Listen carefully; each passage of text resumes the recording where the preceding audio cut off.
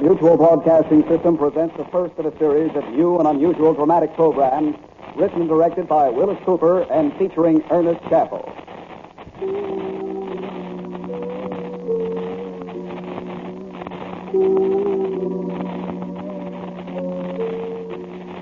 Quiet, please.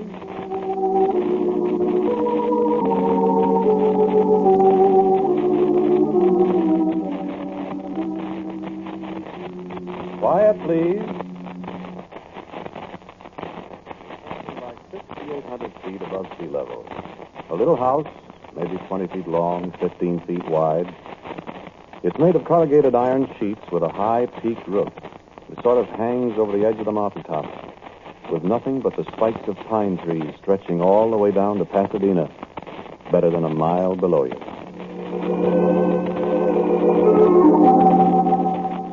You ever get out to California? Well, if you do, go up there sometime and take a look at that little house. But look at it through the fence that surrounds it. That's far enough, through the fence. You go out Foothill Boulevard toward Pasadena, but you turn off on Angeles Crest Highway at La Canada. Just keep on driving uphill. You'll get there. Just keep right on going. The top of Mount Wilson is the end of the highway. You ever look through a big telescope? At the sky at night? At the things up there? Things so far away you sprain your brain just trying to imagine how far away they are. With nothing between you and them. Billions and billions of miles of nothing. I don't know what it does to you, but, brother, I freeze. Listen, do you know there are holes in the sky? No, I mean it. I've seen them. There's a thing in the constellation Andromeda. No, wait a minute. I'm not going to get technical with you. Just listen. There's this thing, astronomers call it the Horsehead Nebula. You know what it is? It's a hole. It's a great big patch of nothing. Just nothing. There aren't any stars there. There's just a hole. No, nobody knows anything about it. Astronomers look at it, they take pictures of it, then there it stays. There it is now and tomorrow and the next day and 1,000,000 years from now. And it's been there always. Yes, it has. It's so far away that what you see now is the way it looked 1,000,000,000 years ago. Before there was anybody to see it, friend. And there's lots more of those places. So what's all this got to do with a little house up on top of Mount Wilson? I'll tell you.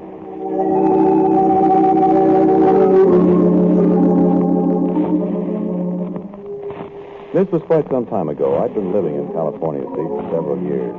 I had a couple of bucks, had a nice little place near Venice. That was before the valley got to be so popular with movie people, radio comics, people like that. And it wasn't bad living alone, waking up in the middle of the night hearing the Southern Pacific Lark whistle for a crossing out around Chatsworth, listening to a dog howling way out across the valley, going back to sleep. I don't get back to sleep so easy these days. Well, these people from Cleveland were out there, Aldo Minucci and Hugh Grant. We used to be great friends, Aldo and Hugh and I, so nothing would do but they'd come to stay with me. Well, it was all right. I had a Dodge convertible.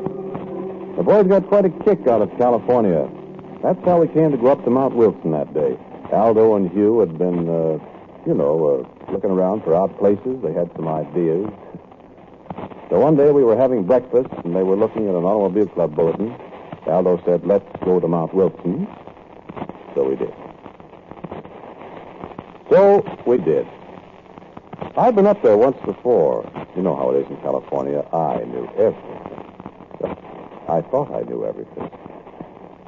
I found out different. We were inside the big dome where the 100-inch telescope is. It's like being inside a giant's watch. The telescope is in the middle, a big spidery framework with ladders climbing all over it up under this dome. The tourists stand on the kind of a catwalk around the edge while the astronomer explains as much as he thinks the apple knockers will understand. There were just a few of us that day standing close to a little kind of pulpit, listening with our mouths open. Yeah, it is like a pulpit. I got to thinking that day how the astronomer looked like a priest up there. A nice old white-haired fellow, like a priest. And I was thinking he was talking about the heavens, too. I'd seen it all before, but my mouth was as wide open as Hughes and Aldo's.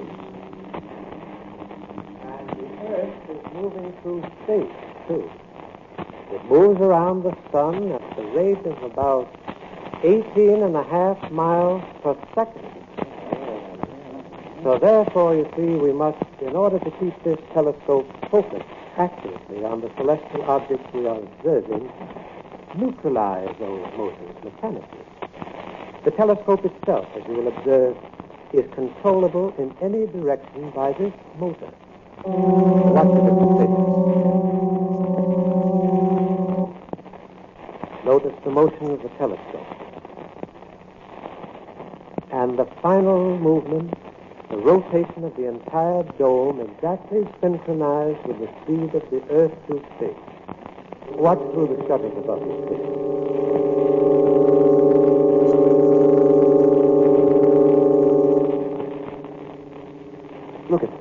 Look at Ross. Yeah, I see. Look outside. We ain't moving. The sky's gone by. Look at you. I see it. It's an optical illusion, Aldo. No, it's not an optical illusion. In relation to space, this spot we are on is standing still.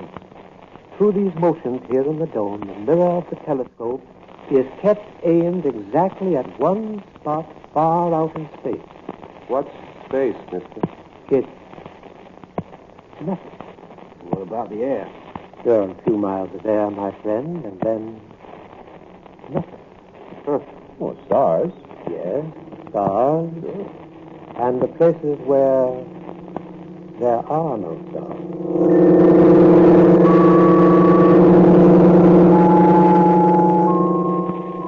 My skin twitched a little when he said that. The places where there are no stars. Did yours? Well, the show was over. We went outside into the sunlight. We walked across the long wooden bridge. There's a deep gully in front of the dome. And down a little path past the thing they call a coelostat. A small dome on legs about 100 feet high. Thing they study the sun and sunspots and things like that with. It was quiet up there along toward the middle of the afternoon. There was a chill in the air. We were just talking. It's an odd place, and you get kind of impressed. The people impress you. The astronomers. They live up there all by themselves. They look at the sky. They see things. You always get the feeling they know a lot more than they're telling. Like doctors. Like priests, I guess. Oh, I said that, didn't I? Well, that's what they're like. The path leads through the woods. Biggest live oaks you ever saw. Leads through the woods over to the old hotel. So I said, hey, how about a beer before we start down, huh? A beer. That's for me. Can you get hard liquor up here, Ross? No, I don't think so. Anyway, I wouldn't want to drink, not with all that mountain road ahead of me. No, sir. Don't take no drink, Ross. I don't want to ride that road, but nobody's had a drink of liquor. Maybe you shouldn't have a beer, even. Oh, wait a minute. Beer won't hurt me. Hey, what's this fence for? Huh? Oh, I never noticed that before. That's quite a fence. A hard time getting over that. What would you want to get over it for? I don't know. What do you suppose is on the other side where they got this heavy fence? I don't see anything. Except that little house out there on stilts. Yeah, funny-looking place. The fence goes right around it. Ain't there a gate? No, come on. Let's get a beer. No, I want to look at this, Ross. Probably they got something valuable in there. Sure, scientific instruments or something. This place is all full of that stuff. Hey, look. A sign. Huh? Where? Here. Oh, come on. Ah, wait. What's it say? The public is forbidden to pass beyond this fence under severe penalty. At all? Yeah. What do you suppose they got in that place? I don't know. I don't care. Hey, there's a door up at the end of that trestle. Maybe we could get back and get in through that other shed where the trestle starts, huh? What do you want to go in there for? Oh, come on. We got to get going. Oh, I'm just curious. You know what I mean. The place might come in handy. Oh, yeah. See? Especially if they keep everybody out like this. Well, the thing must be full of stuff, you, like Ross said, scientific stuff. Yeah, might be, might not be. Hey, here comes that fellow that made the spiel up there. Well, ask him. He'd know. Yeah, he won't tell you. Well, we'll find out. Hey, fella. How are you? Hey. Were you talking to me? Yeah. What's in that funny-looking building? Over there? Nothing. Yeah? What's the idea of the fence, then? You don't want people to go in there. I'd sure like to see what's in it. I said there's nothing in there. You sure, mister? Yes, I'm absolutely sure. Could we get a pass to go in there, maybe? No. You saw the sign, didn't you? Yeah, it said something about the penalty of the law. You didn't read it very carefully. He didn't read it. I did. Read it again. Wait. The public forbidden to pass beyond this fence under severe penalty. See? I see what he means. He didn't say anything about the law. Ah, That's right. well then. There are other penalties. Oh. Tough guy, huh? No, not at all. Well, what does it mean, then? I'll give you a little friendly advice. I wouldn't try to find out if I were you. Oh, is that so? Yes. Do you really know what's in there, mister? Yes. What? Nothing. Okay, lads. Let's go get that beer.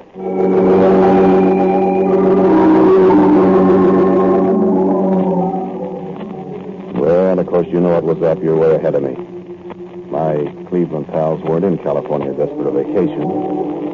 There was a bank I'd had my eye on for a while out in Pacific Palisades. It wasn't the first bank that Lanucci and Hugh Grant and I had worked a deal on. I didn't go much for this place up on Mount Wilson with nothing in it and a fence around it. Aldo and Hugh, well, after all, could you find a better place to stash away some dough? Nobody could get in, they said. And if we could... Well, so I bought the idea finally. And to make a long story short, we took, I think it was $53,000 out of the bank. 53, 54. Well, what's the difference? It's all gone now. It's a long drive from Pacific Palisades over Sunset Boulevard, then up Beverly Glen to the valley, through Venice to Sunland, down past the sanitarium on Foothill Boulevard to where you turn off on the Angeles Crest Highway. The long drive, especially at 1 o'clock in the morning. That was when we pulled out of Pacific Palisades. It was summer. If after you turn on the mountain road, you're not allowed to smoke.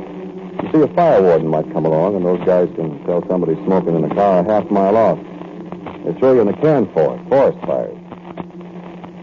Well, we didn't want anybody stopping us. It was risky enough anyway, because practically nobody ever drives up there late at night.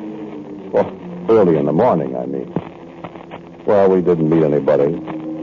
All three of us were jittery with no cigarettes. That road. Stepping up in daylight. Oh, in the dark. It was 4:30 when we got to the top. The hotel was dark. Cabins were dark. But the sky. It was just like socks with stars. Why, you could put in your reach up and touch it. I remember the old guy in the 100-inch dome. Nothing between us and the stars. And down below, well, if you've ever been up there at night, you know what I mean. Just like looking down at stars. The lights are 17, 18, 19 pounds. Pasadena, Los Angeles, Hollywood, Venice, San Fernando, Culver City, Santa Monica. It makes my hair stand on end when I think of it. And I haven't seen it for, never mind how many years. Well, we stumbled through the pitch dark. We got off the path 3 times, nearly fell downhill. And, brother, that'd be a fall. We still couldn't risk a cigarette. It was dark. Hugh Grant was in front, then me, then Aldo. We each had briefcases. Hugh had a pair of those big spring wire cutters that'll go through a steel cable. All of a sudden, he bumped into the fence. Ouch. What's the matter? The fence. Where are you? Stand still, will you? Dark. Shut up. Listen for a minute. Hear anything? No. No? See anything? No? Look. What? The dome over there. You see somebody? No. Them Two big windows up there. But that big round dome looks like somebody watching us. Sure does. Oh, cut it out. I'm going to try the fence with the cutters. Want the flashlight? No. I wish we... What? No, forget it. I just don't like that place. Now get out of the way. Want some help, you? Just keep out of the way. Wait. Hear anything? Well, that wire made enough noise to... All right. I'll try another strand. Now see if you can slide under there, one of you. Me. No, can't make it yet. I'll try another. Now look out for your arm there. Now try. Wait till I take off my coat. All right, now, let's see. How about it? He's through. All right, go ahead. Me? You. All right. Cut another strand, Chief. Can I make it now? I guess so. Yeah. Where are you, Aldo? Right here. Come on, Joe. Hey, slide the briefcases through first. Coming up. Got him? Got it. Here I come. All set? All set. I'm all set. I'm as all set as I ever will be, I figure. I don't like any part of this place. I don't like the dark. I don't like the stars up above us. I don't like the lights down below. I don't like the silence. I don't like climbing around the top of a mountain with nothing under me but thin air for a mile or more. All I can hear is Hugh and Aldo in front of me, cracking through the weeds, cursing when one of them whacks a shin against a sharp rock. And all I can see is two black shapes in front of me. The blacker shape, that's the building, the little house with nothing in it. Aldo and Hugh are panting. 6,800 feet, you know.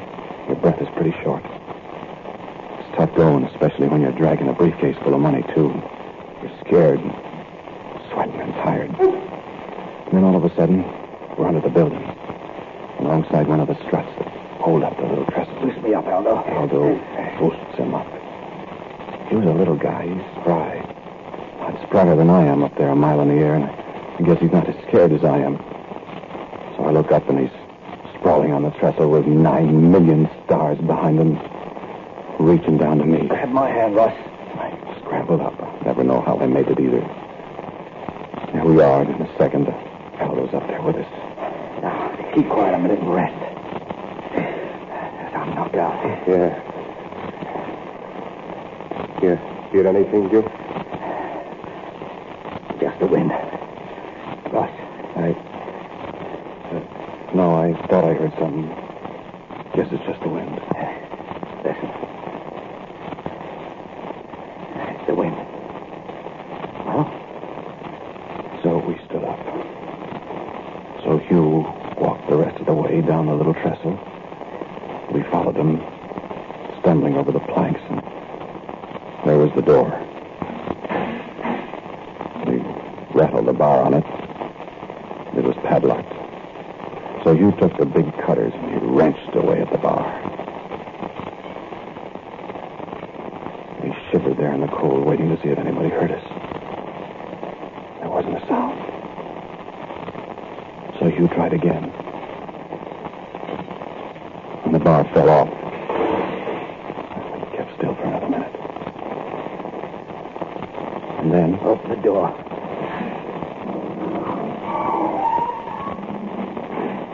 Hey, where's the flashlight? Wait. Nobody can see us. Put your fingers over it and turn it in there. Okay.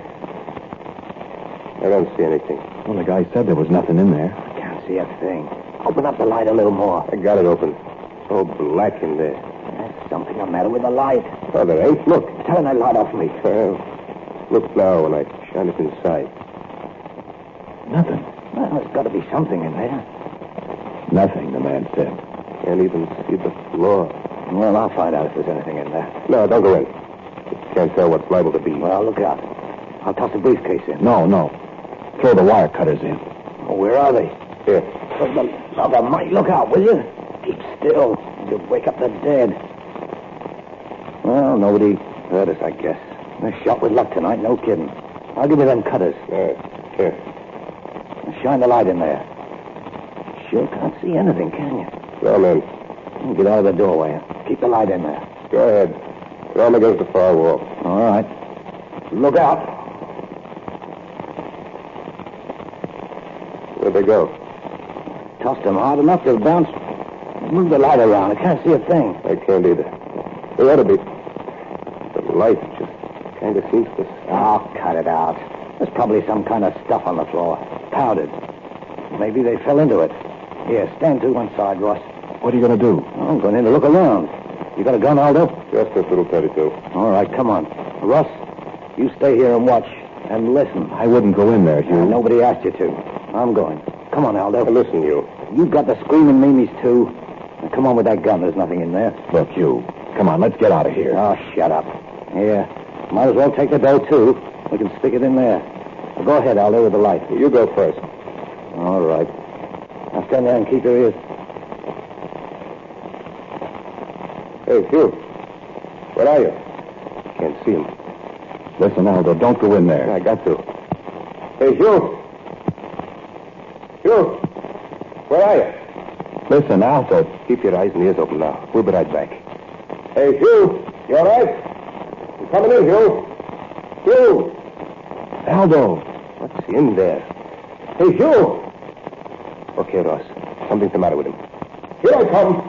Hugh. I'm gonna... Hugh. Hey, Hugh. Aldo. Hey, what's in there, you two? Hugh.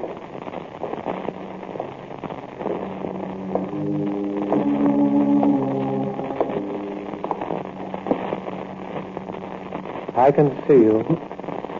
You can stand up now. They won't come out, I assure you.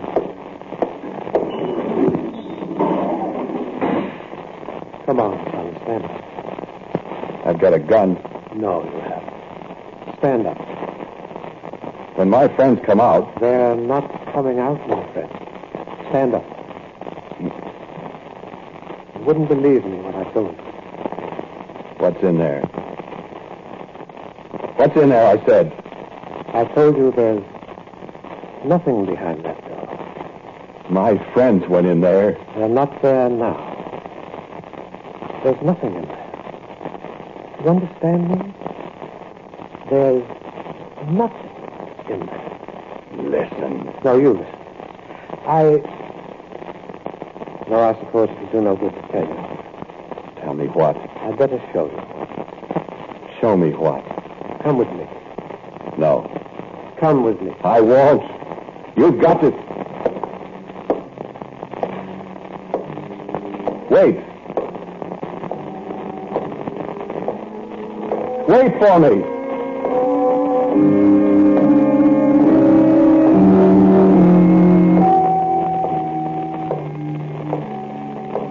Across the little trestle, away from the door, he closed on my friends.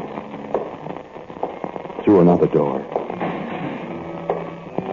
Into a long shed in the dark. And I was glad I couldn't see the stars. Out another door at the end of the shed. Down the path past the Celestat, reaching up into the sky, shining in the starlight, looking like one of those visitors from Mars you heard about on the radio. Across the little wooden bridge with the two eyes of the 100-inch dome staring down at me and a cold wind coming up the other side of the mountain. And up the ramp into the dome itself.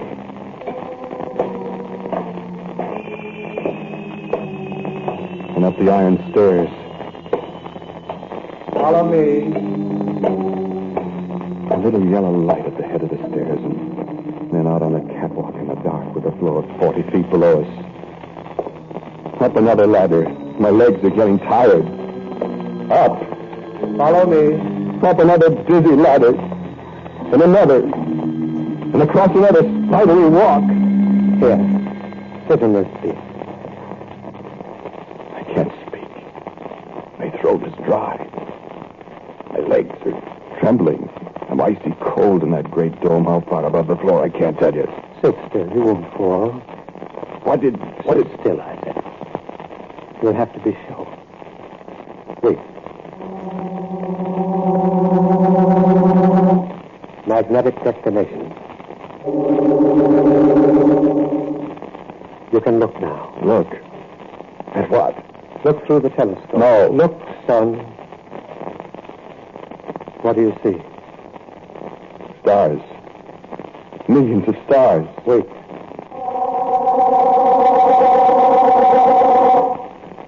Look again.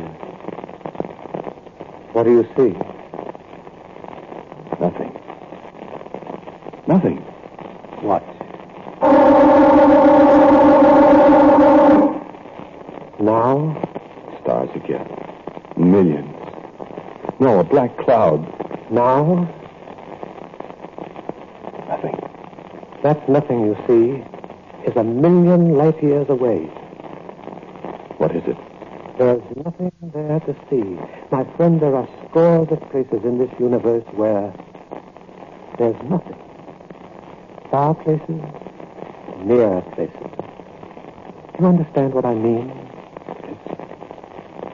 Is that what you meant when you said... When I said there's nothing behind that door? Yes. Well, where... Your friends? Your misguided friends? I don't know. Perhaps... Take your eye from the telescope. Wait.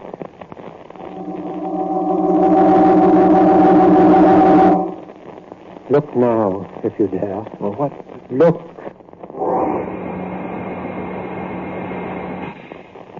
Yes. You guess what I saw. You guess what I saw clawing through black clouds of nothing. You guess what eyes I saw.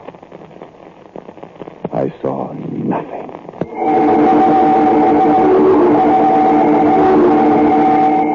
Yes, the little house is still there on Mount Wilson. You can go look at it if you want to, but don't go too close.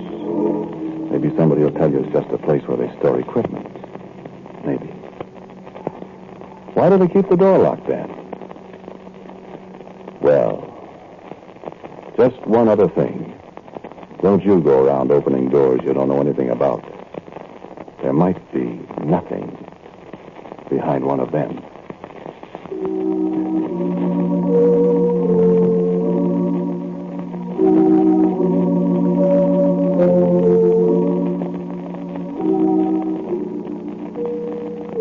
You just heard Quiet Please, which is written and directed by Willis Cooper. The man who talked to you is Ernest Chappell. And the man who played Aldo Minucci is Martin Lawrence. Pat O'Malley was Hugh Grant and James Van Dyke, the astronomer. The music was composed and played by Gene Palazzo. And now for a word about Quiet Please for next week, here is our writer-producer, Willis Cooper. Bill? I've written what I think is an exciting and unusual love story for next week, Chappie. We'll welcome as our guest the charming star of stage and rodeo, Claudia Morgan. Quiet Please for next week is entitled, I've Been Looking for You. Until next week, then, quietly yours, Ernest Chappell.